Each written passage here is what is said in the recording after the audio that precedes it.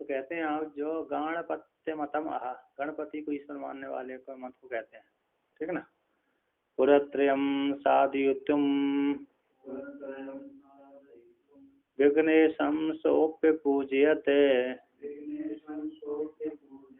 विनायकम प्राहुरीशम गणपत्य मते रतः। कहते हैं जो गणपति की उपासना करने वाले कहते हैं पुरत्रय साधितुम, तीनों पुरों को नष्ट करने के लिए शिव जी ने गणेश जी की पूजा करी थी। जब तक पूजा नहीं करी तब तक वो तीनों पुरों को नष्ट ही नहीं कर पाए शिव जी। क्या नहीं कर पाए? त्रिपुरासुर के जो 3 पुर थे उन तीनों पुरों को युद्ध करने के लिए चले गए थे, किंतु उन्होंने पूजा नहीं करी तो गणेश जी ने विघ्न डाल दिया, है ना। विघ्न के अधिष्ठात्री देवता है, विनायक हैं, विघ्न निवारक भी है, विघ्न करने भी वाले हैं। तो उन्होंने विघ्नेश है, विघ्नों के स्वामी है, विघ्नों के स्वामी को ही उन्होंने पूजा, तब विघ्न समाप्त हो जाए। तो जिसकी पूजा की जाती है उस भगवान कहलाता है ना। जबकि तो अरे गणेश जी तो उनके पुत्र ही हैं। कहा विवाह से पहले भी शिव जी ने गणेश जी को पूजा किया था, हैं पूजा की तो क्यों कर रही, तो कहते ये तो भविष्य में उनके पुत्र पैदा बनने वाले थे, उन्हीं को क्यों पूजा। एक नित्य गणेश रहते हैं। कौन से रहते हैं? नित्य गणेश रहते हैं। ब्रह्म पंचायतन ब्रह्म में वो एक गणेश भी आते हैं, किंतु भविष्य में फिर वही गणेश है, पंचायतन ब्रह्म वाले वही गणेश है, उनके पुत्र बनते हैं, ठीक है ना। ऐसे है। तो विनायकम, जो उन विनायक को उन्होंने पूजा, ऐसे विनायक की पूजा करने वाले, गणपति मत में रत रहने वाले, गणपति मत को अनुशीलन करने वाले, गणेश जी को भगवान मानने वाले कहते हैं गणपति ही ईश्वर है। अब कहते हैं उक्त न्याय को अन्यत्र में भी अतिदेश करते हैं। अतिदेश का लक्षण क्या है? जो यहाँ पर नहीं घट रहा है उसको दूर को वास्तु लेकर के यहाँ घटा रहे हैं, ऐसा नहीं हो। यहाँ पर भी लागू होता है, दूसरे में भी लागू करते हैं, है ना। यहाँ पर भी है और दूसरे में भी जाते हैं, अतिदेश कर देते हैं। उक्त न्याय को अन्यत्र में भी अतिदेश करते हैं, लागू करते हैं। अन्य अन्य लोग भी ऐसा मानते हैं। अति देशत्वम एकत्र श्रुतस्य अन्यत्र संबंध, एक लक्षण हो गया। हाँ, एकत्र श्रुतस्य अन्यत्र संबंध और अन्य धर्मस्य अन्यत्र आरोपणम अतिदेश, दूसरा हो गया। और अन्य धर्मस्य अन्यत्र आरोपणम अतिदेश, और तीसरा है स्व विषयम उल्लंघ्य अन्य विषय उपदेश अतिदेश। नहीं लिखा तो जल्दी लिखना चाहिए।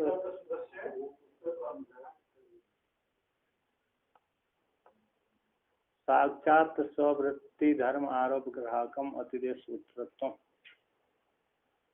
है ना। एकत्र श्रुत से अन्यत्र संबंध हो गया, और अन्य धर्म से अन्यत्र आरोपणम स्व-विषय उल्लंघन्य विषय उपदेश।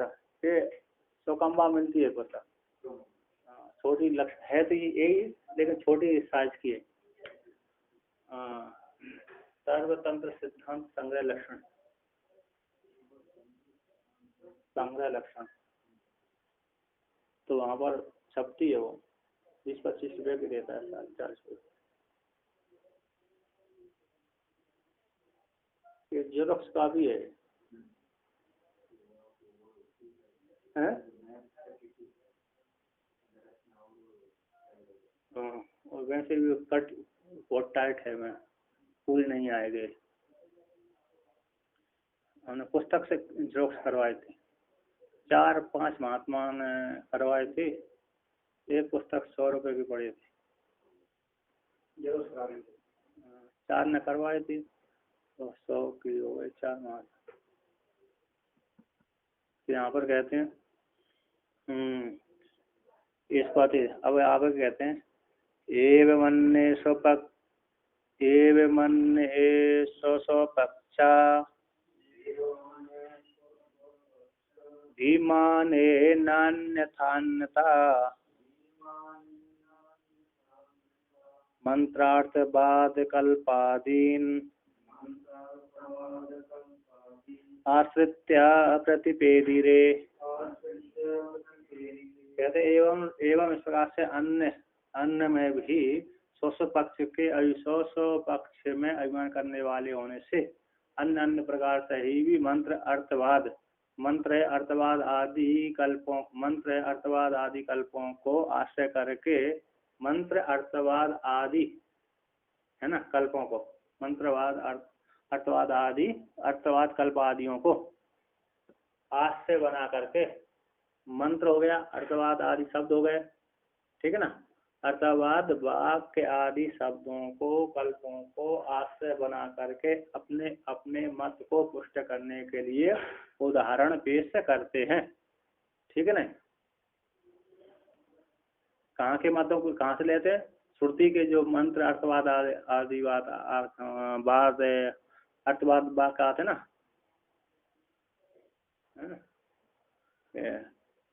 तो यहाँ पर कहते हैं हो गया है ना। अरे टीकाकार क्या कहते हैं? तत्र तत्र प्रमाणानि सन्ति दर्शयति। मंत्र है ना, मंत्र अर्थवाद कल्पादि कल्प होते हैं, एक वो होते हैं ना, मंत्र हो गया, अर्थवाद हो गया, कल्पाद हो गया, कल्पादियों कल्प जानते हो? अरे शिक्षा है, वेद शिक्षा कल्प व्याकरण है ना, ज्योतिष है,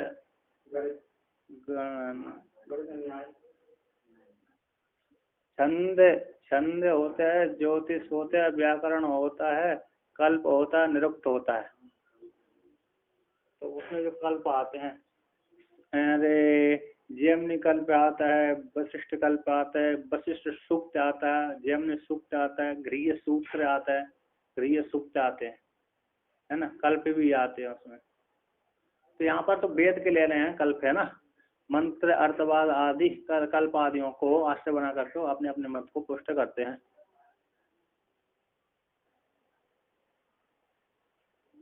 लिट लोट तब्यत तब्य अन्नतम घटत विधि वाक्य विधि तावकर्तवाद आदि इति कर्तव्यता घटक आर्ष वाक्यत्म कल्पत्व। अच्छा, कल्पत्व इति कर्तव्यता है ना, कल्पत्वता का अर्थ किन्हों के इति कर्तव्यता घटक आर्ष वाक्यत्व एवं कल्पत्व, इसमें दिया है लक्षण।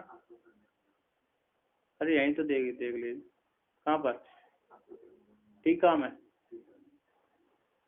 इति कर्तव्यता घटक आर्ष वाक्यत्व एवं कल्पत्व, ये मूढ़काचार्य है।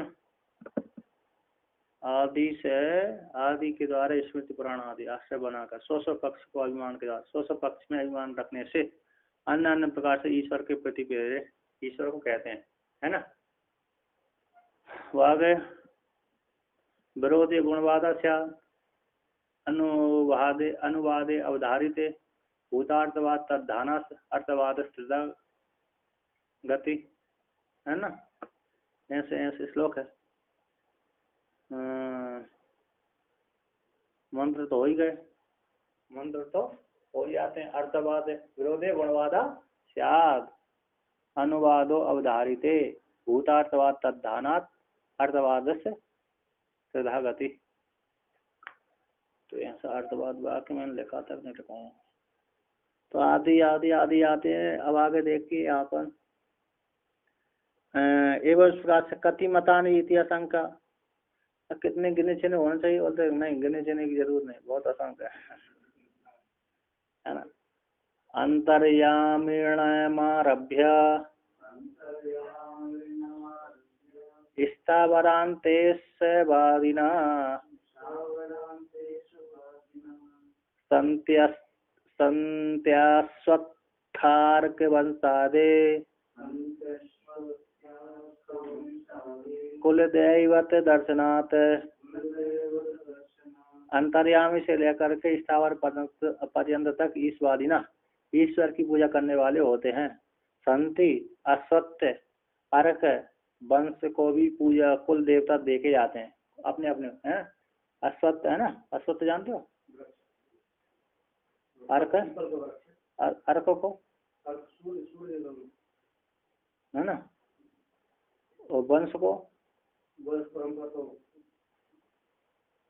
अर्क बोलते हैं। आक को अर्क यानी आक अकौगा, और वंश यानी जो बांस जिसमें लट्ठा बनाया जाता है, दंड। तो कहते हैं अश्वत्थ अर्क, अश्वत्थ कल रहेगा कि नहीं रहेगा उसको बोलते हैं अश्वत्थ। स्व बोलते हैं किसको, कल को, कल जो नहा रहे उसके रहने में संशय उसको बोलते हैं अश्वत्थ, है ना। स्व शब्द कहाँ पर आया, स्व शब्द स्व तो उसमें आया, लघु में आया। लघु में आ गया, कहाँ पर आया, उसमें सर्वनाम में आया। गलत बोले, सर्वनाम में कैसा सकता है, ये सब वहाँ अव्यय प्रकरण का, अव्यय प्रकरण में आता है।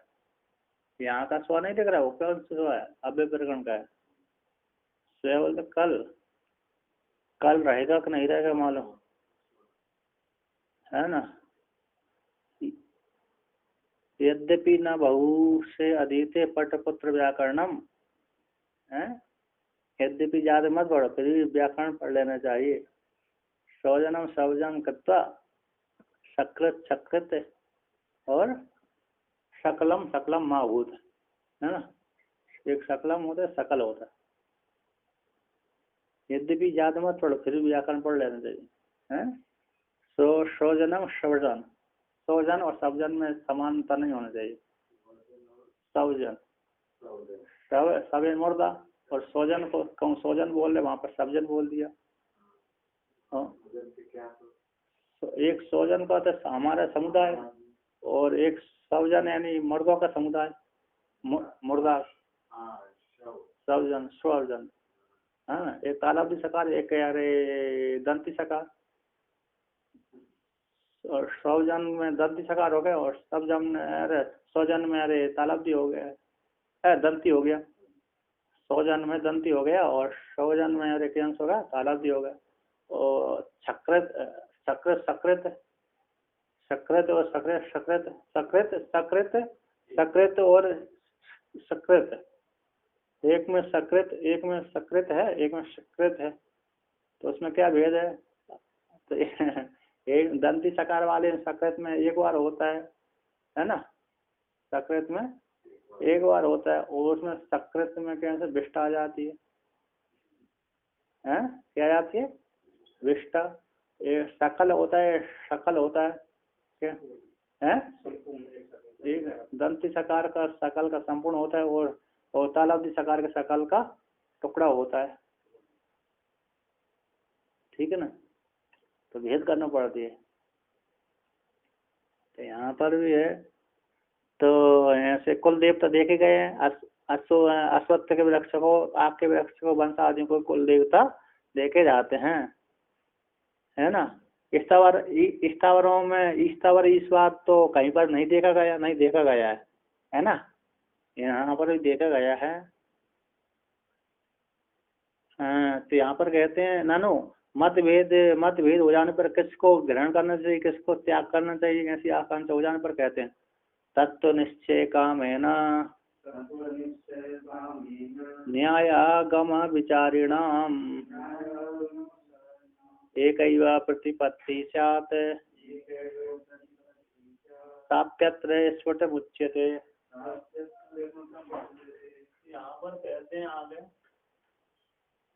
तो तत्व निश्चय की कामना से न्याय आगम के विचार करने वालों का, तत्व के निश्चय करने की इच्छा से न्याय आगम विचार वाले पुरुषों साधकों का, शीलन अनुशीलन करने वालों का एक ही प्रतिपत्ति होती है, एक ही प्रतिपत्ति स्यात्, प्रतिपत्ति यानी बोध, है ना। सापी अत्र यहाँ पर स्फुटम उच्यते, स्फुटिका है।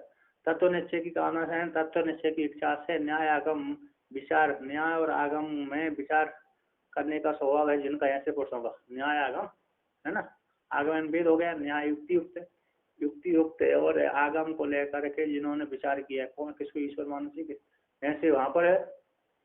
और ऋषियों को संशय हो गया, कभी ब्रह्मा जी के पास से जाते थे विष्णु शिव जी दोनों प्रणाम करते थे, और कभी विष्णु लोक में जाते थे तो ब्रह्मा जी और शिव जी तो दोनों विष्णु को प्रणाम करते थे, तो कभी शिवलोक में जाते थे ब्रह्मा जी और विष्णु तो शिव जी को प्रणाम करते थे। तो सारे ऋषियों ने सोचा इसमें बड़ा कौन है, किसको हम भगवान माने किसको ना माने। तो विचार किया, यज्ञ कर रहे थे किसको सबसे श्रेष्ठ माना जाए। तो सारे ऋषियों ने निर्णय नहीं कर पाए कोई, क्योंकि वहाँ शिव जी के भी भगत थे। कौन से, वो सारे ऋषियों में इकट्ठे कौन थे, कुछ शिव जी के ही भगत थे, पूजक थे, शिव जी को ईश्वर मानते थे। कुछ यानी विष्णु को ईश्वर मानने वाले थे और कुछ ब्रह्मा जी को ईश्वर मानने वाले थे। अब देवताओं की बात में छोड़ो, वो राक्षसों को डर के मार भाग जाते थे, उनको नहीं मानते थे।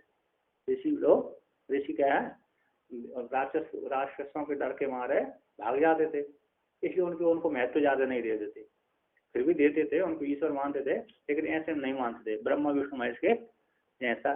तो उन्होंने विचार किया इनमें से तीनों में बड़ा कौन है, कैसे निर्णय करें। तो सबको निर्णय करने के लिए किसको भेजा, किसको निर्णय अधिकारी है, तो भृगु ऋषि को चुन लिया। क्या चुन लिया, भृगु ऋषि। भृगु ऋषि का तुम ही अरे सबको अरे परीक्षण करके आओ कौन ईश्वर है, किसकी हम प्रधानता। तो सबसे पहले देवता आदि को निर्दिष्ट कर दिया उन्होंने, सबसे पहले देवता आदि को विषय में गए। तो देवता इंद्र भी है ना, सबसे बड़ा देवता है। चलो उनको देवता को वैसे राक्षसों के सामने हार जाते थे है ना, इसलिए उन्होंने कृष्ण कर दिया, चाहे गए हो चाहे ना गए हो। इसके बाद ब्रह्मा जी के पास गए, ब्रह्मा जी के पुत्र है वो मानस भृगु ऋषि है, श्रुति में नहीं है। श्रुति में तो वरुण वरुण देवता के पुत्र है। शिवपुराण में आता है, शिवपुराण में और श्रीमद् भागवत में भी आता है।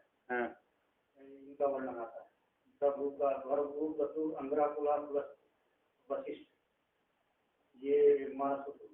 ठीक है। तो ब्रह्मा जी के मानस पुत्र थे वो भृगु। तो जाकर के ब्रह्मा जी ने कहा मेरा पुत्र आया बहुत दिनों के बाद, है ना। तो उन्होंने कहा आइए पुत्र, आप स्वागत सत्कार किया। आप पिताजी अब इतने जन्म हो गए आपको, इतने साल हो गए, अभी तक बुढ़े हो गए, सृष्टि करते करते, अब तो छोड़ दीजिए, आसक्ति गद्दी छोड़ दीजिए। क्या कर दीजिए, अब तो गद्दी हमको, हम आपके उत्तम अधिकारी वाले पुत्र हैं, अब हमको मौका दीजिए। और क्या, अपनी गद्दी छोड़िए, रिटायरमेंट हो जाइए आप हैं, कब तक बुढ़े होने के बचा दी, अब येषणा बची हुई है आपकी, है क्या नहीं। बुढ़े हो जाने के बाद भी क्या बची हुई है, येषणा बची हुई है सृष्टि करने की, अभी तक करते ही रहते कर्मकांड। ब्रह्मा जी ने सोचे मेरा ही तो पुत्र है और मेरे को उपदेश दे रहा है, पर उपदेश कुशल बहुत हो रहे हैं। दूसरे को उपदेश करना ठीक है, किंतु जो उपदेश करता है उसी को उपदेश कर देना तो ठीक नहीं है। तो मेरे को, मेरा पुत्र होकर के मेरे को उपदेश कर रहा है। ब्रह्मा जी ने देखा ये तो बदमाश हो गया, पुत्र उसको मारने के लिए दौड़ पड़े, तो सरस्वती ने रोक लिया। तो वहां से भृगु ऋषि ने देखा ये ठीक नहीं है, ये ईश्वर के योग्य नहीं है, क्रोध आदि है। तो शिव जी के पास में गए, तो शिव जी ने कहा, शिव जी ने देखा बहुत दिनों के बाद आइए, भ्राता गले मिलने के लिए गए, वो बहुत दिनों के बाद आए। तो गले जैसे मिलने लगे तो उन्होंने कहा अरे दूध दूध हट, जो शमशान में रहता है निकृष्ट रहता है उसकी कोई पूजा नहीं करता, तुम हमारे साथ स्पर्श करोगे हम अशुद्ध हो जाएंगे, है ना। क्योंकि तुम तो यारे भस्मी चिता की भस्मी लगाते हो, मरे हुए राखों की भस्मी लगाते हो, इसलिए उसको शमशान में जाने से स्नान करना पड़ती है। तुम तो उनकी राख लगाते, तो हमको स्पर्श करेंगे तो हमको स्नान करना पड़ेगा, जनेऊ बदलना पड़ेगी, दान तो मिलता नहीं होगा, है। तो शिव जी ने कहे तो मेरे पास भी और मेरे लोग, उन्होंने त्रिशूल उठाया, मारने के लिए दौड़ पड़े। तो माता पार्वती ने रो दिया। शिव जी बैकुंठ में गए तो वहां पर निकृष्ट हटा दिए कि ये विष्णु, ये भगवान होने के योग्य नहीं। विष्णु भगवान के पास जाकर गए, विष्णु भगवान सो रहे थे, सीधे जाकर लात ही मार दी। और लक्ष्मी तो देख करके क्रोधित हो गई, भूचाल हो गए, कान हो गए। लक्ष्मी तो क्रोध ही आ गया उसका, ऐसे मैं इसको खा जाऊं जिंदा नहीं है। कोई पति के सामने, पत्नी के सामने पति को मार दे, लात मार दे, तो उसको भयंकर क्रोध आता है। आता नहीं यार, किस प्रकार से मैं इसको जान से मार दूं। जैसी लात मारी तो जग गए वो विष्णु भगवान। तो अरे अरे मैंने आपका ध्यान आदर नहीं देखा, मेरा इतना कठोर हृदय और आपका इतना कोमल चरण, आइए दबा दे तुम, मेरी संज्ञासन में बैठिए। पानी मंगवाया, जो कुछ करवाया और करवाया, मैं आपने ठीक ही दंड दिया मेरे को। क्या दिया? ठीक ही दंड दिया। मैंने आपका स्वागत सत्कार नहीं कर पाया, मैं कैसा हो गया था, आलसी हो गया था, इसलिए आपने मेरे को ठीक दंड दे दिया। आज से तुम्हारा आपका जो चिन्ह है हमेशा बना रहेगा, स्मृति में रहेगा, मेरे चिन्ह रहेगा, क्योंकि ईश्वर के ऊपर भी शासन करने वाला कोई है एक। है कि नहीं? तो कह रहे आपका स्मृति चिन्ह बना रहेगा, चिन्ह आज से धारण करता हूँ। तो विष्णु भगवान को श्रेष्ठ चिन्ह दिया है। विष्णु पुराण भागवत में भी आया।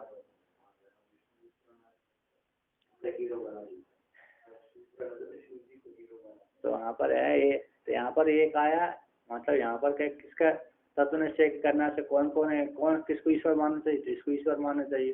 तो आगम विचार में, आगम विचार के स्वभाव करने, आगम विचार में शील हैं, कुशल हैं, आगम विचार में शील हैं, ऐसे शील वाले पुरुषों का प्रतिपत्ति एक ही होती है।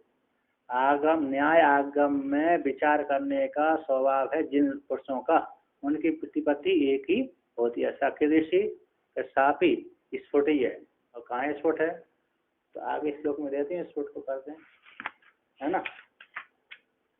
मायाम तो प्रकृतिम विद्यान मायिनम तो महेश्वरम अस्य वैभवभूतेस्तु व्याप्तम सर्वमिदं जगत युक्ति मूलक शास्त्र न्याय अज्ञान मूलक तो आगम। यहाँ पर इन्होंने टीका में लिखा था युक्ति मूलक शास्त्र न्याय अज्ञान मूलकम तो तद आगम। अत्र यहाँ पर वेद आदि काव्यांत यावत शब्द ब्रह्मांतर हो से बोध्यम जान लेना चाहिए।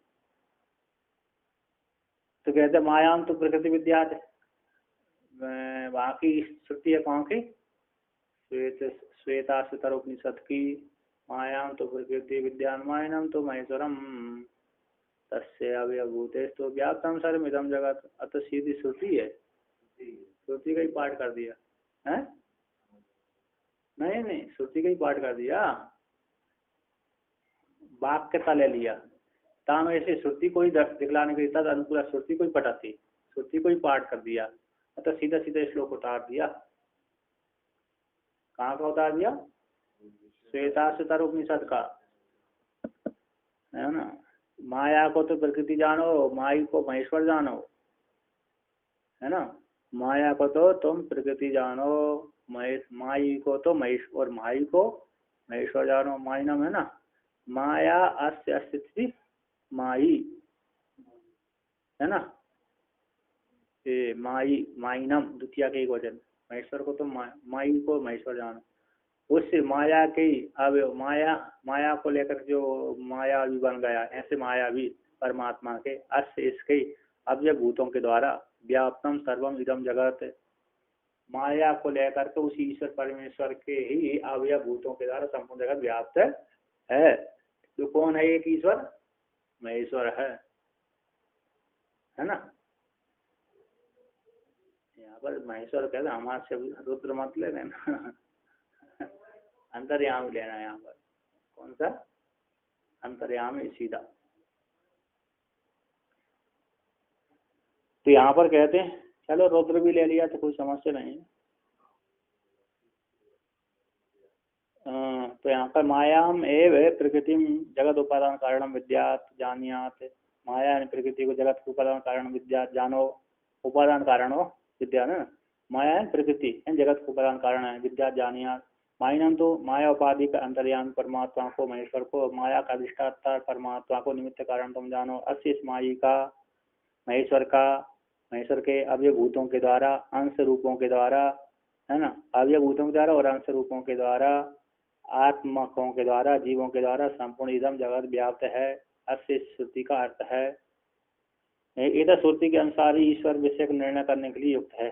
कहते हैं इति श्रुत्यानुसारेण न्यायो निर्णय ईश्वरे ततः सत्य विरोधः स्यात् स्थावरान्ते सेवादीनाम्। इति इस प्रकार से श्रुति के अनुसार ही न्याय निर्णय, ईश्वर के विषय में निर्णय कर लेना, ईश्वर के विषय में निर्णय न्याय है। कौन सी? श्वेता स्वरूप की श्रुति के अनुसार ही ईश्वर के विषय में निर्णय रूप से जो न्याय बना है, ये इस प्रकार का निर्णय ही न्याय है ना। ईश्वर के विषय में जो श्वेता स्वरूप की श्रुति दी गई है ना, इसके विषय में जो ईश्वर के विषय में निर्णय ही ये न्याय रूप से स्वीकार कर लेना चाहिए, युक्ति युक्त ही है। तथा सती ऐसा मान लेने पर कोई विरोध नहीं होगा स्थावर पर्यंत तक ईश्वरवादियों को मानने में, है ना। कैसे कैसे विरोध नहीं होगा? क्योंकि उसी के अवयव भूत है, ईश्वर के उसी के ही अवयव भूत है। उसी अंतर्यामी परमात्मा का रुद्र है, उसी अंतर्यामी परमात्मा का अवयव विष्णु है, उसी अवयव अंतर्यामी परमात्मा के एक अवयव ब्रह्म है, ब्रह्मा जी है, चतुर्मुख है, रणनगर है, विराट आदि, ईश्वर आदि, इंद्र आदि देवता है, ये सारे उसी के अवयवभूत हैं। ऐसा मान लेने से कोई विरोध नहीं आ रहा है। उसी के वृक्ष आदि हैं, रुख। तो यहाँ पर कहते हैं अरे कुत इति युक्त आशंका, किस प्रकार से युक्त युक्त सर्वत्र कोई विरोध नहीं है। इस प्रकार मान लेने से सभी का, कहते सर्वस्व सभी का ईश्वरत्व स्वीकार कर लेने से, सभी का ईश्वरत्व स्वीकार कर लेने से ना कहना विरोध है। सभी उसी का ही अवयवभूत है ना। किसका? अंतर्यामी परमात्मा ही सब कुछ बना हुआ है, इसी वही ईश्वर है। तो उसी के अवयवभूत होने से कोई विरोध नहीं है। चाहे उसकी इसकी पूजा करो तभी उसकी पूजा करो, चाहे उसकी पूजा करो तो इसकी पूजा करो, है ना।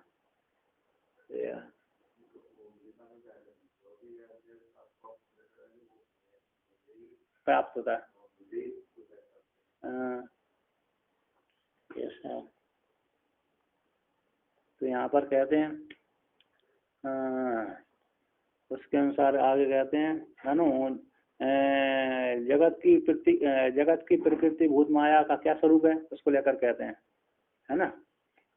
माया चेयम तमो रूपा तापनीये तदीरणात् अनुभूतिम तत्र मानम प्रतिजज्ञे श्रुति ही स्वयं। कहते हैं यम माया तमोरूपा तापनीय तदीरणात्, यह जो माया है तमोरूपा है, तापनी उपनिषद में, नृसिंह उत्तरी तापनी उपनिषद में वर्णन किया गया है। वहाँ पर क्या प्रमाण है? तो अनुभूति, तत्र वहाँ पर प्रमाण है। तापनी उपनिषद में अनुभूति ऐसा आया है, अनुभूति श्रुति है ना। एक ही बात दी है, तत्र वहाँ पर प्रमाण है। प्रतिजज्ञ श्रुति से स्वयं ही जान लेना चाहिए। वहाँ पर एक ही बात दे दिया ठीक करने के। तत्र वहाँ पर कहते हैं मायाम तो तमोरूप जो माया है, तापनी उपनिषद में तमोरूपत्व का कथन किया गया है। ओ है ना, कैसा कहा गया है? तमोरूपत्व का विधान होने से, कथन होने से तमोरूप है। माया का तमोरूपत्व में किम प्रमाण? अनुभूत है, श्रुति है ना। वहाँ पर आप क्षनुभूति हो ना, मूल में आपके श्लोक में क्षनुभूति है, क्षनुभूति तो अनुभूति है वहाँ पर। यदि श्रुति से ही अत्र यहाँ पर अनुभव प्रमाण प्रति जाने थे, तो मतलब आपने ध्यान ही नहीं दिया, हम बोल के करें समादिष्ट थे, इसका मतलब है ना।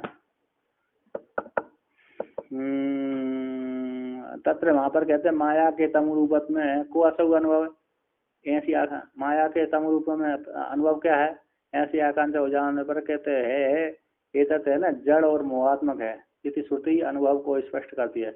इति अत्र में अनुभव को स्पष्ट बोध कराते हैं।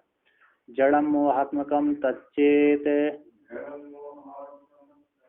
यनुभाव्यति श्रुति आबालगोपम स्पष्टत्वाद अनंत्यम तस्य साब्रवीत। कहते हैं जड़म मोहात्मकम तच्चा इति तत्, है ना, तच्च इति जड़म मोहात्मकम तत्, वह प्रकृति है तमोरु जो प्रकृति है तम जड़ स्वरूप वाली है, मोहात्मक है, मोह स्वरूपात्मक है वह प्रकृति। इति अनुभावयति बोधयति श्रुति, है ना, बोध कराती है। ठीक है ना। आबाल कहाँ पर स्पष्ट है, प्रत्यक्ष होना चाहिए श्रुति में, तो प्रत्यक्ष होने के आबाल गोपम स्पष्टत्व, बालक से लेकर के गोप पर्यंत तक, है ना, बालक आदि से लेकर गोप पर्यंत तक, तो ग्वाल वालों तक, बालक से लेकर गोप यानी ग्वाल वालों पर्यंत तक स्पष्ट ही है। और विद्वानों में तो है ही है ना। जब मूर्खों में विद्यमान है तो जो ज्ञानी शास्त्र अनुशीलन करने वाले हैं वो तो जानते ही हैं, अविद्या है। तो बाल गोप गोपों में स्पष्ट होने से अंतम तस्य तत्व प्रकृति का कार्य, प्रकृति तत्व है, प्रकृति का जो कार्य है स्पष्ट ही है, अद्वित है ना।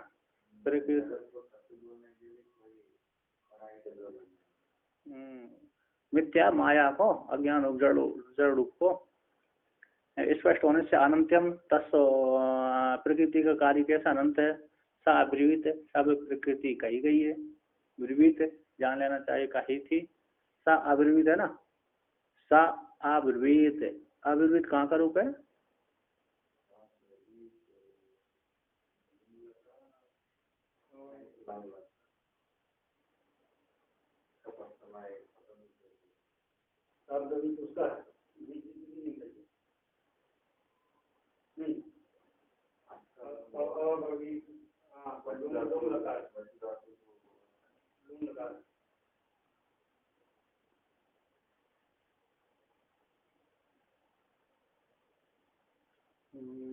चलिए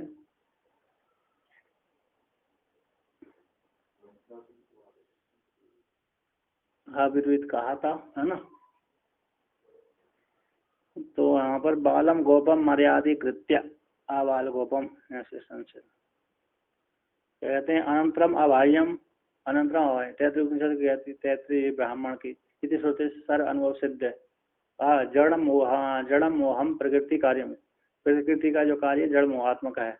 आबाल गोपादि नाम सर्वेशा अनुभवी थी, जड़ शब्द के अर्थ को लेकर कहते हैं। अचिदात्म घटादीनाम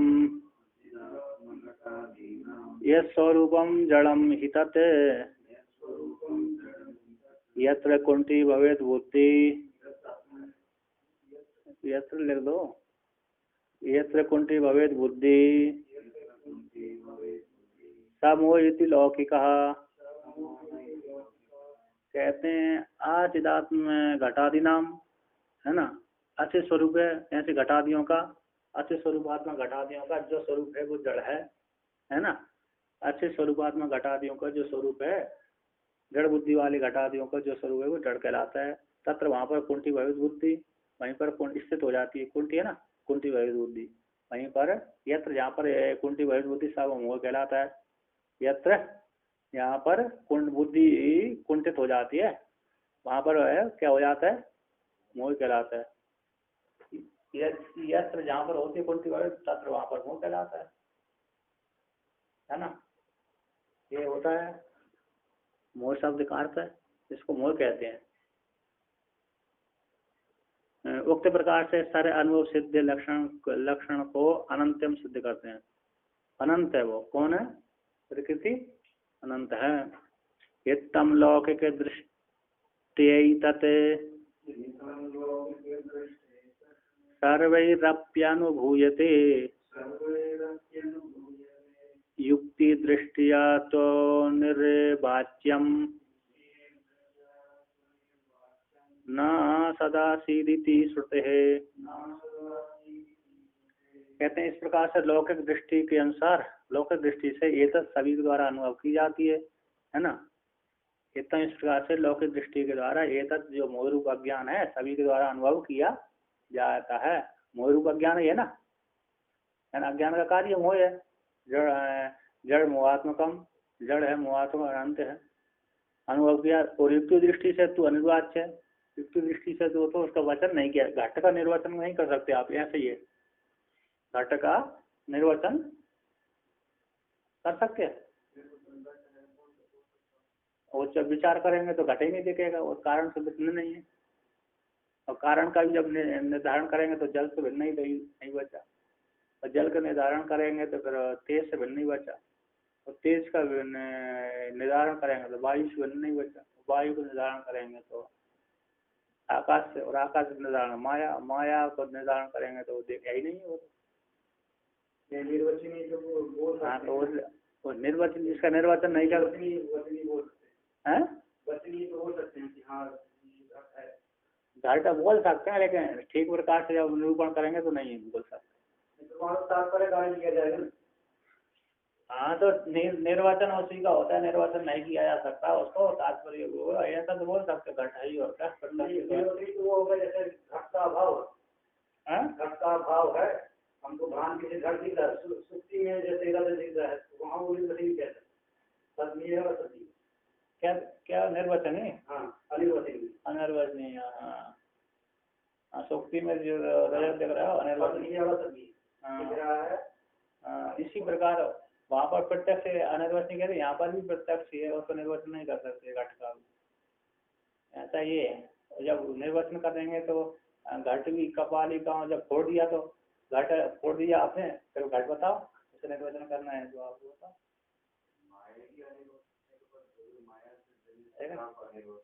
घट का निर्वचन आपने कर दिया, ठीक है, हमने फोड़ दिया, निर्वचन करो, घट हो इसको, ऐसा नहीं होता उसको निर्वचन नहीं, ऐसा ही ऐसा नहीं कह सकते निश्चय करके, ठीक है ना। ये घटे दूसरे घटो नास्ति, वो तो अभाव को बोध करा रहा है। निर्वचन मतलब है उसका ठीक ठीक निश्चय नहीं कर सकते, ऐसा ही है ना। तो आगे देखिए,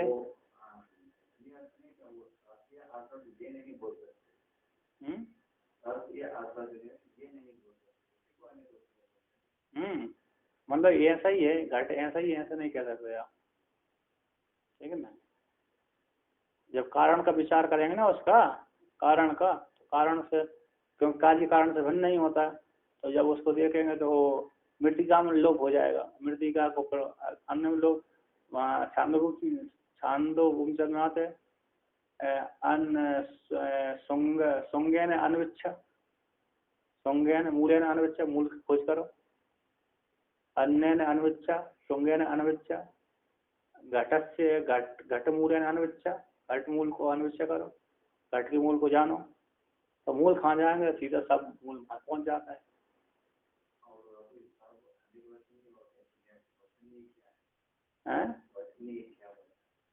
बस नहीं, कुछ है नहीं और है क्या नहीं।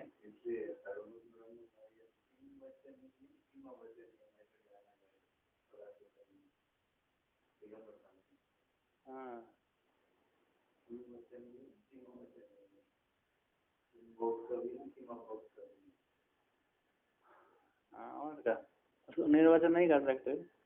आगे कहते युक्ति दृष्टि से तो अनिर्वचनीय, उसमें श्रुति प्रमाण देते हैं न असद आसीत इति, एक नासी सूक्त है, न सदासीनो सदासीन तदानीम न सिद्रजोनो व्योमा परोवत किमा बरीवा कुय कस्य सर्वं किमा बरीवा कुय कस्य सर्वं अम्बा किमासीत ज्ञानम गंभीरम न मृत्युरासीद अमृतम न तरी न रात्रान्न आसीद प्रकेतम। सुना है ना। ऋग्वेद का है, ब्रह्म माया, ब्रह्म है, ब्रह्म ज्ञान है इसमें, 7 मंत्र हैं इसके, 7 ऋचाएं हैं इसमें अरे उसकी टीका है किनकी, सारणाचार्य की टीका है, करपात्र जी की टीका है उस पर, दूसरे एक और आचार्य थे नासदी सूक्त, ना सदा सीनो सदा तदानीम, तो पहला वाक्य था उसका ना, इसी नासदी सूक्त को बोल दिया। 7 मंत्र हैं मेरे पास तो है उसका, ये है मेरे पास इतना है। नादिय सूत्र ऋग्वेद संहिता का है, 129 मंडल का है, अष्टक में 129 मंडल, 10 मंडल का है अष्टक, 7-8 अध्याय अनुवर्ण, अरे बहुत है इसमें, है ना। बहुत गोपनीय रहस्य से हमने इसको पढ़ा था मुश्किल से जिन्होंने पढ़ाया था, गुरुजी ने मुश्किल से पढ़ाया था। पहले कई दूसरे महात्मा ने तैयार किया, उनको तैयार करने के पश्चात फिर उन्होंने पढ़ाया, तो हमने ही पढ़ लिया, है ना, 2-3 दिन में। पुस्तक तो वहाँ से छपती है इसकी, वो तो 7 मंत्र की है। कहाँ से छपती है? दक्षिण द्वार जगन्नाथपुरी से निकलती है। मेरे पास पुस्तक है, मैं लेके आया था वहाँ इसका, गोवर्धन मठ से। हाँ ये 7 है तो 7 मंत्र। कारणाचार्य का भाष्य, इनका भाष्य, कारणाचार्य का भाष्य बहुत बड़ा है इसके ऊपर, कितनी बड़ी 7 मंत्र की, वो 7 ऋचा को इतनी बड़ी बना दी उन्होंने, हिंदी टीका में कर लिख। ब्रह्म ज्ञान का है ना, 7 मंत्र है। चलिए, तो उसमें कहता है ना असद आसित, सत्वी नहीं था, असत्वी नहीं था। अब यहाँ पर कहते हैं अस श्रुति के प्रमाण को लेकर कहते हैं, है ना, ज्यादा तो नहीं हो गया।